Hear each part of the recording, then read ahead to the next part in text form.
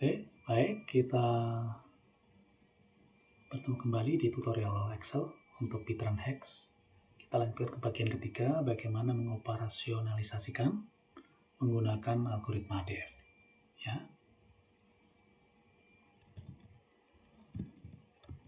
Oke, jadi seperti kita ingat, langkah pertama tadi identifikasi family di video pertama, video kedua tentang pemilihan kondisi dan ketemu kondisi ketiga, yaitu agregat planningnya berada antara batas bawah dan batas atas.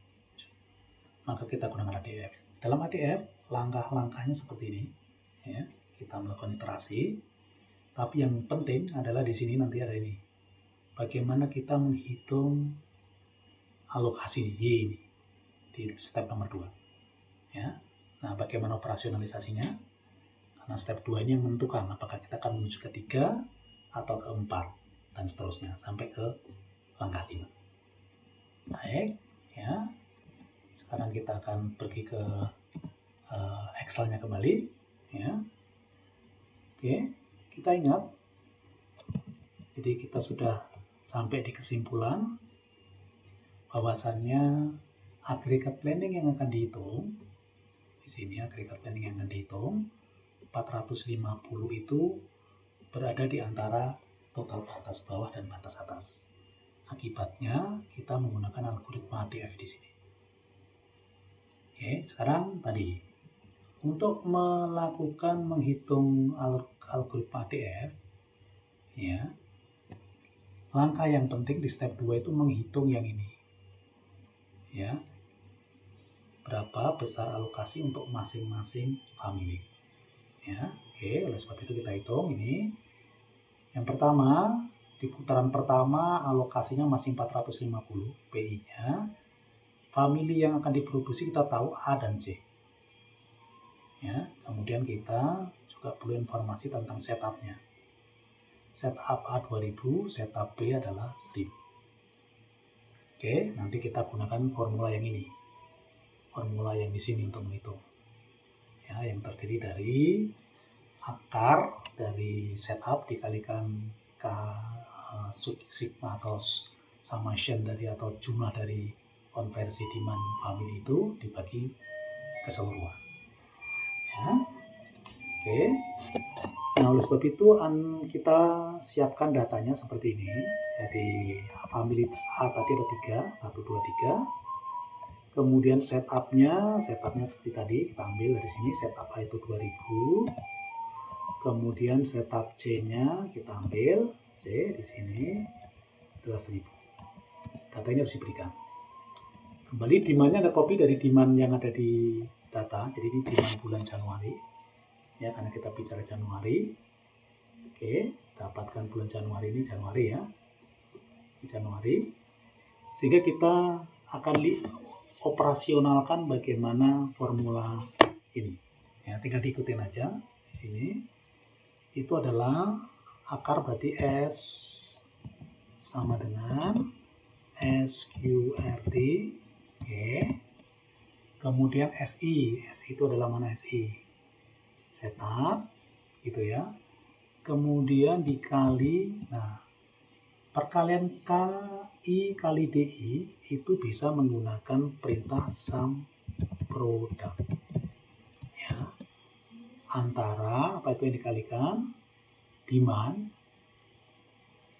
KI dulu bolehlah, K yang ini. K itu ada di sini ya, ketutup dari ini. Sum product ya dari K ini dikali dengan demand-nya. Nih, nah perintahnya gitu.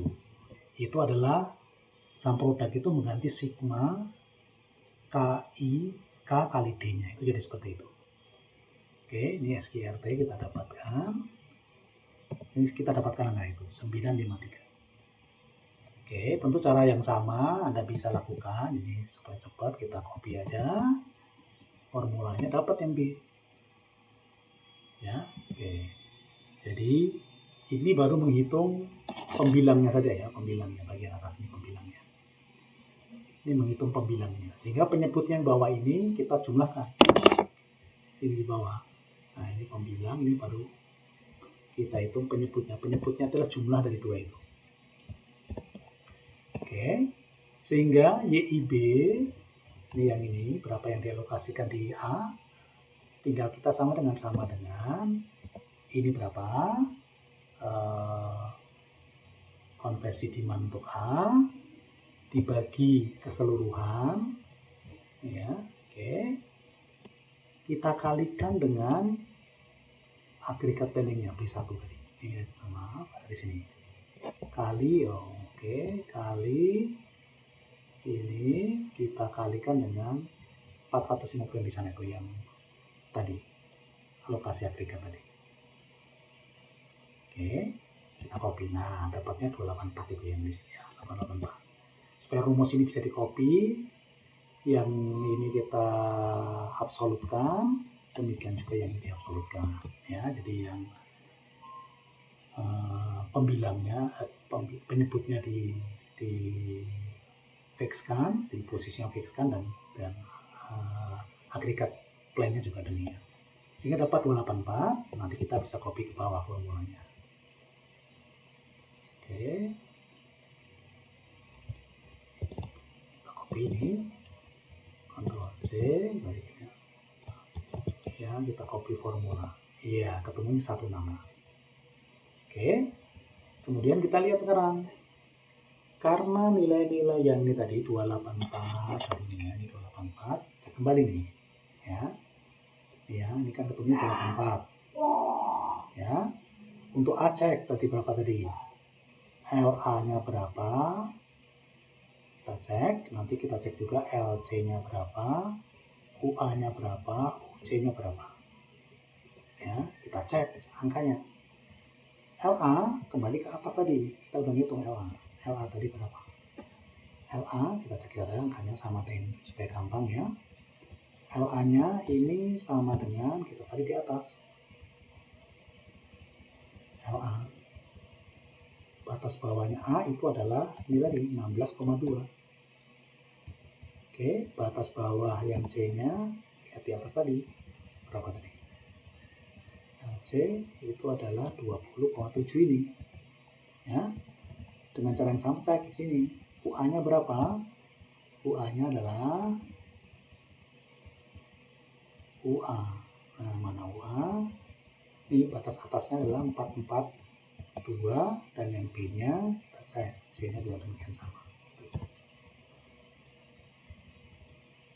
269 ini ya, 296. Terlihat 284 contoh di sini yang A itu, yang 284 ini berada di antara LA dan B. Demikian juga yang ini, di antara keduanya. Oleh sebab itu, karena berada di keduanya, ini memenuhi kondisi step nomor 2. Oke, karena di antara batas atas dan batas bawah, makanya berhenti. Maka angka ini menjadi langsung agregatnya. 166 menjadi agregatnya. Kemudian, ya ini jadi langsung ke sini, 284 juga. Ya, stop, sudah selesai sampai di situ. Jadi sudah bisa melakukan penentuan berapa alokasi. Jadi dari 450 tadi, Januari tadi itu 450, maka dibagi 2. A-nya, family A-nya akan 284, family C-nya akan 166. Ini kalau ada jumlah ketemunya 450 juga. Oke. Baik. Ya, ini adalah bagaimana kita menentukan pembagian rencana agregat ke family-family yang akan diproduksi. Oke, jadi dalam kasus ini kita berhenti di step nomor di algoritma kedua tadi. Ya, di sini sudah ketemu.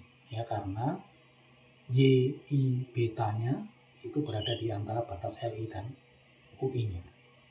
Oke, pertanyaan sekarang, apakah sudah paham tadi mengalokasikan kuantiti family yang diproduksi dari rencana agregat? Kembali buka Excel, ikuti tutorial bagian 3 ini. Ya. Oke, terima kasih. Selamat mencoba.